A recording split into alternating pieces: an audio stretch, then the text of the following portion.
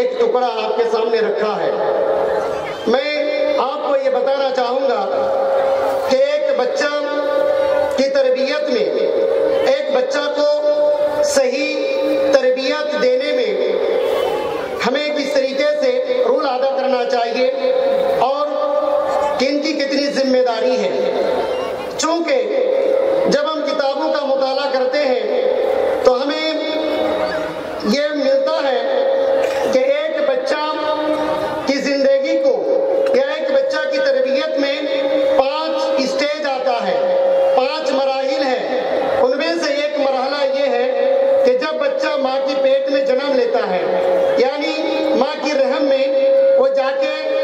4 مہینہ گزارنے کے بعد جب اس میں روح ڈالا جاتا ہے، اس وقت سے لے کے ولادت تک، یعنی وہ بچہ ایشو ہونے تک کا ایک مرحلہ ہوتا ہے۔ دوسرا مرحلہ رضاعت کا مرحلہ ہے، یعنی دودھ پینے کا مرحلہ۔ اس مرحلہ میں بھی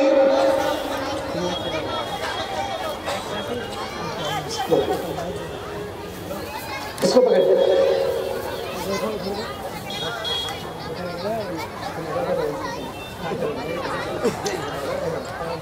دودھ پلانے کا مرحلہ ہوتا ہے۔ تیسرا مرحلہ 3 سال کی عمر سے لے کر 7 سال تک کا ہوتا ہے، اور چوتھا مرحلہ 7ویں سال سے لے کر بلوغت تک، یعنی جب وہ جوان ہوتا ہے، بالغ ہوتا ہے تب تک،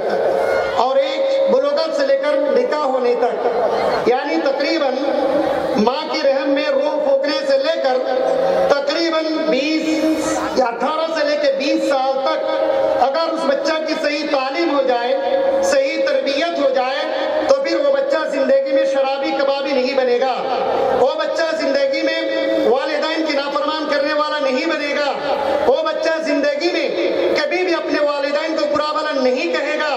وہ بچہ کبھی بھی سماج میں ایسا کام نہیں کرے گا جس کام کی وجہ سے اس کے والدین کو دنڈ بھرنا پڑے، جرمانہ دینا پڑے، یا سماج میں اس کا سر نیچا ہو، اس کا سر جھک جائے، ایسا کام وہ نہیں کر سکتا ہے۔ تو یہ بچہ کی جو ہے ماں کی رحم میں روح پھونکنے سے لے کر 18 یا 20 سال کی عمر تک کا جو مرحلہ ہوتا ہے، یہ بڑا نازک مرحلہ ہوتا ہے، یہ نازک دور ہوتا ہے، اور عمومی طور پر اس دور میں والدین بھی جو ہے اس میں لاپرواہی برتتے ہیں، اور جس ادارے میں، جس مدرسے یا اسکول میں یا مشن میں اس کو پڑھانے کے لیے ڈالا جاتا ہے، کہیں ایسا ہوتا ہے کہ جہاں پہ تربیت کے نام پر، تعلیم کے نام پر ادارے کھلے ہوئے ہوتے ہیں، اور وہاں پہ جب ہم اپنے بچوں کو دیتے ہیں تو ذمہ داروں کی طرف سے یا اساتذہ کی طرف سے، ٹیچروں کی طرف سے صحیح گائیڈ نہ ہونے کی وجہ سے، صحیح تربیت نہ ہونے کی وجہ سے، وہ بچہ ضرور 8-10 سال پڑھتا بھی ہے، میٹرک اور انٹر بھی کرتا ہے، یعنی میٹرک اور ہائر سیکنڈری بھی کرتا ہے، اس کے باوجود بھی وہ بچہ سماج میں کیسی زندگی جیتا ہے، کیا اس بچہ کی زندگی اور ایک جانور کی زندگی میں کوئی فرق نظر نہیں آتا ہے۔ میرے بھائیوں، آج ہمیں سمجھنے کی ضرورت ہے، جہاں پہ ہمارا نوجوان شراب کے دلدل میں پھنسا ہوا ہے، ہمارا نوجوان لاٹری اور جوا میں پھنسا ہوا ہے، جہاں پہ ہمارا نوجوان عیاشی اور فحاشی میں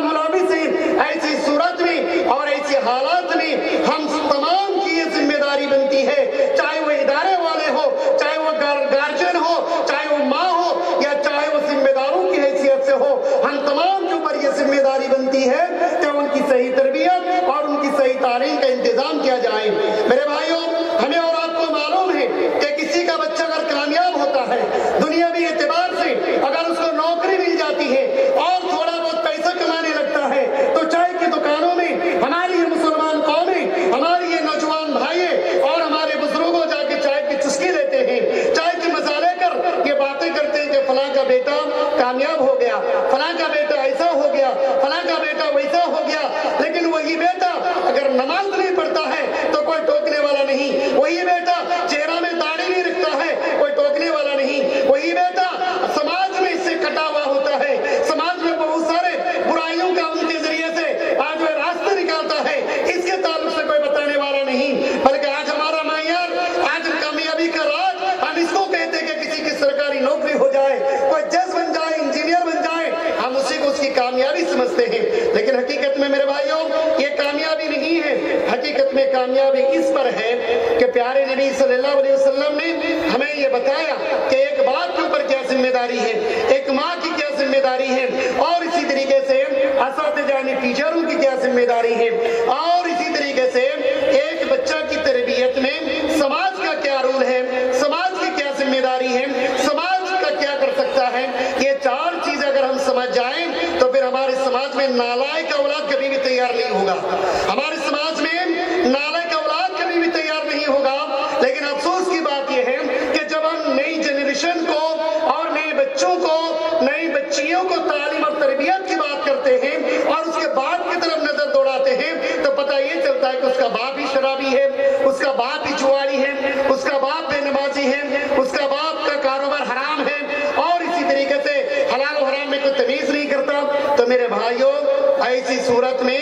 خصوصاً ہم علماء کی ذمہ داری اور بڑھ جاتی ہے۔ ہم علماء کی ذمہ داری کیوں بڑھ جاتی ہے؟ کیونکہ ان کے باپ کو بھی سدھرنا ہے اور بچے کو بھی سدھرنا ہے، اور جب تک باپ نہیں سدھرے گا تو بچے کو سدھرنا اتنا آسان نہیں ہے۔ کیونکہ اگر جامعہ حفصہ للبنات میں اپنے بچی کو اگر آپ نے داخلہ کروایا ہے، آپ نے ایڈمیشن کرایا ہے اپنے بچی کو پڑھنے کے لیے، آپ نے صبح 6 بجے یا 7 بجے اپنے ٹائم کے حساب سے بھیج دیا، اور وہ بچی 4 گھنٹہ پڑھنے کے بعد گھر جاتا ہے تو 4 گھنٹہ ایک الگ ماحول میں رہتی ہے، اور 4 گھنٹہ کے بعد اور باقی 20 گھنٹہ اپنے ماں باپ اور بھائی بہن کے ساتھ رہتی ہے، اور اسی میں اس کی ماں اور اس کا باپ اگر آپس میں لڑ جھگڑ کریں اور بھدی بھدی گالیاں بکیں، ان کی زبان صاف نہ ہو، ان کی زبان صحیح نہ ہو، اور اسی طریقے سے وہ جن بچوں کے ساتھ یا جن بچیوں کے ساتھ کھیلتی ہے ان بچیوں کا ماحول اگر صحیح نہ ہو تو یہ 4 گھنٹہ کی محنت، یہ 4 گھنٹہ کی جو ہے کوششیں، یہ ساری چیزیں برباد ہو جاتی ہے، جس طریقے سے بالوں میں پانی ڈالنے کے برابر ہو جاتا ہے۔ اسی لیے اس 4 گھنٹہ کو برقرار رکھنے کے لیے ان کے باپ کی زبان صحیح ہو، ان کی ماں صحیح ہو، ان کی ماں پردہ کے بارے میں صحیح خیال رکھے، بچی کے سامنے کس انداز میں بات کرنی چاہیے، اسی طریقے سے اپنے شوہر کے ساتھ اپنے بچوں کے سامنے کس انداز میں بات کرنی چاہیے، یہ تمام چیزیں سمجھنے کی ضرورت ہے۔ اور جب تک یہ چیزیں مائیں نہیں سمجھے گی تب تک ہم اپنے بچوں کو صحیح نہیں تیار کر سکتے ہیں۔ اسی لیے کسی شاعر نے کیا بہترین خوب کہا ہے کہ اصلاح قوم اگر آپ کو منظور ہے، اصلاح قوم اگر آپ کو منظور ہے تو بچوں سے پہلے ماں کو تعلیم دیا کیجیے۔ یعنی جس بچے کو ہم پڑھاتے ہیں یا بچیوں کے لیے ادارہ کھولتے ہیں، اسی وہیں پر ہمیں یہ بھی ضروری ہے کہ ان کے ماں اور باپ کی بھی تعلیم ہو، ان کی ماں اور باپ کی بھی اصلاح ہو۔ تو جب ہم ان کی ماں اور باپ کی بھی اصلاح کریں گے تو پھر انشاءاللہ تعالی یہ بچے ہمارے دن بعد دن صحیح ہو جائیں گے اور سدھار جائیں گے۔ میرے بھائیوں، اب آئیے میں یہ بتاتا چلوں کہ ایک باپ کی ذمہ داری کیا بنتی ہے۔ ایک باپ کی ذمہ داری یہ بنتی ہے کہ جب وہ شادی کرنے کا ارادہ کرے تو وہ سب سے پہلے دیندار لڑکے کا انتخاب کرے، نہ وہ بائک سے شادی کرے، نہ وہ پیسہ سے شادی کرے، نہ وہ دہیج سے شادی کرے، اور نہ وہ فرنیچر کی چیزوں سے شادی کرے، بلکہ جب شادی کی نیت کرے اور شادی کرنے کے بارے میں وہ سوچے تو سب سے پہلے ضرورت اس بات کی ہے کہ وہ دیندار لڑکیوں کی تلاش کرے اور دیندار لڑکیوں سے شادی کرے۔ ایک بچے کا حق ہے کہ ایک باپ اس بچے کے لیے دیندار ماں کا انتخاب کرے۔ ایک باپ کے لیے ذمہ داری ہے کہ اپنے بچوں کے لیے دیندار ماں کا انتخاب کریں۔ میرے بھائیوں، آپ لوگوں کو معلوم ہوگا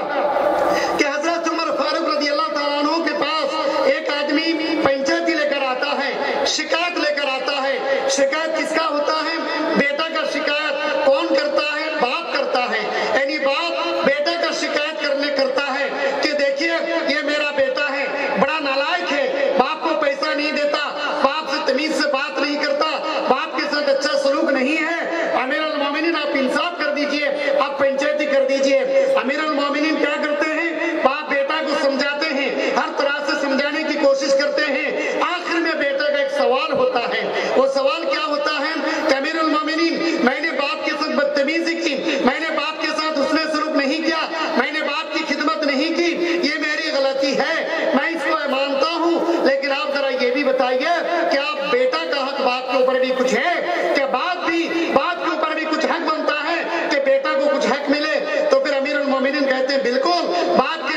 ذمہ داری ہے کہ وہ بیٹا کا حق کو پورا کرے. تو بیٹا کا حق کیا ہے؟ وہ بیٹا کا حق یہ ہے، پیارے نبی صلی اللہ امیر المومنین عمر فاروق رضی اللہ تعالیٰ عنہ نے فرمایا کہ ایک باپ کے لیے ضروری ہے کہ ایک بچہ کے لیے نیک ماں کا انتخاب کرے، نیک ماں دے. اور اسی طریقے سے جب بچہ بولنا سیکھے تو ان کے قرآن کی تعلیم سکھائے اور اس کا اچھا نام رکھے. تو اس بیٹا نے کہا میری ماں پڑھی لکھی نہیں ہے، میری ماں جہلا ہے،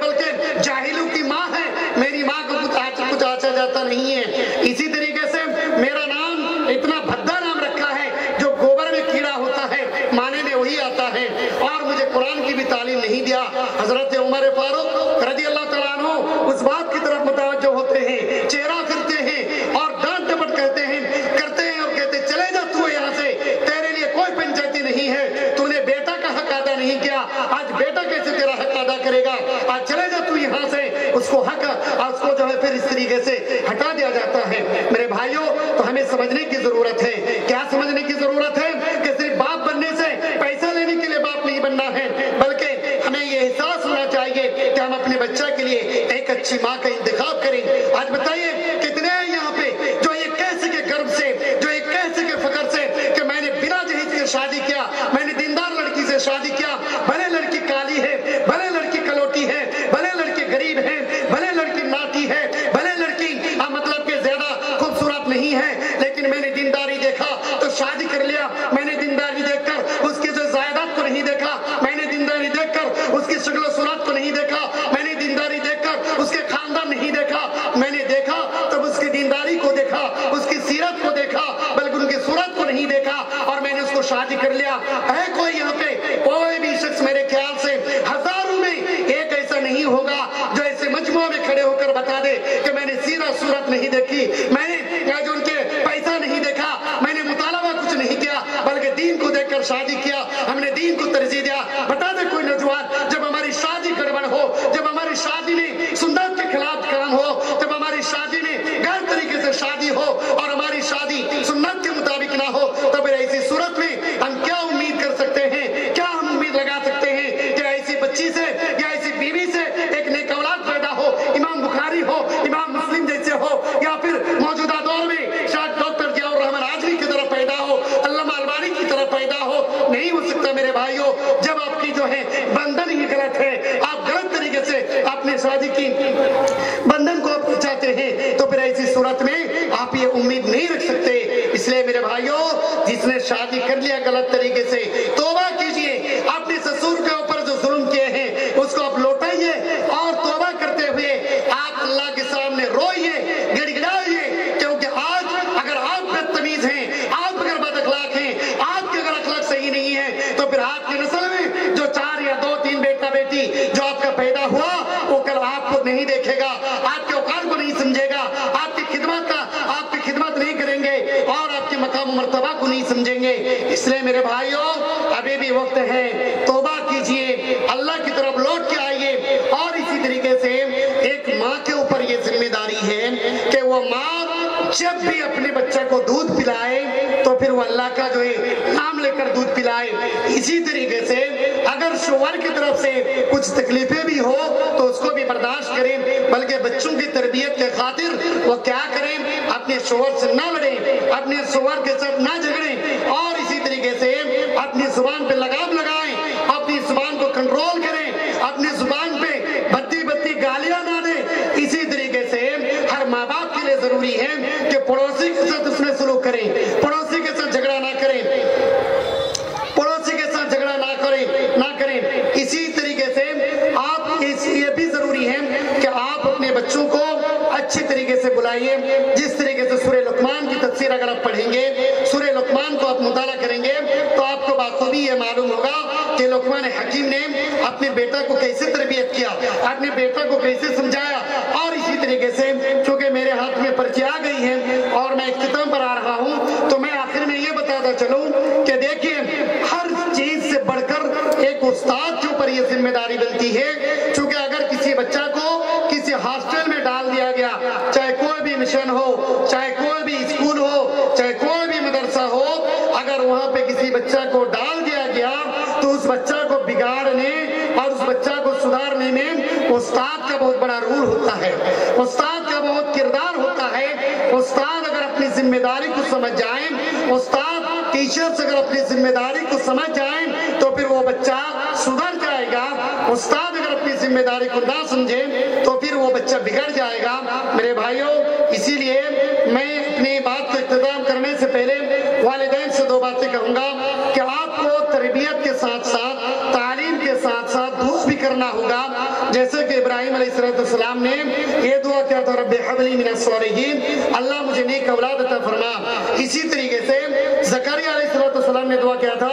رب حب لی من لدنک ذریۃ طیبہ انک سمیع الدعاء۔ اسی طریقے سے قرآن مجید کے اندر سورہ فرقان میں ایک دعا اور ملتا ہے، ربنا هب لنا من ازواجنا وذرياتنا قرۃ اعین واجعلنا للمتقین اماما۔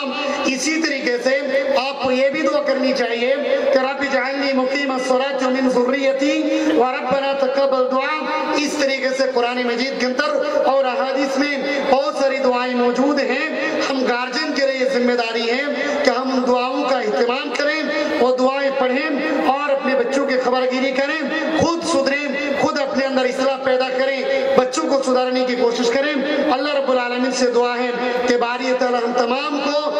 خود کا اور اپنے بچوں کا صحیح اصلاح اور صحیح تربیت کرنے کی توفیق عطا فرمائے۔ آمین وآخر نقول قولی ھذا استغفر اللہ لی ولکم ولسائر المسلمین والحمد للہ رب العالمین۔ السلام علیکم ورحمۃ اللہ وبرکاتہ۔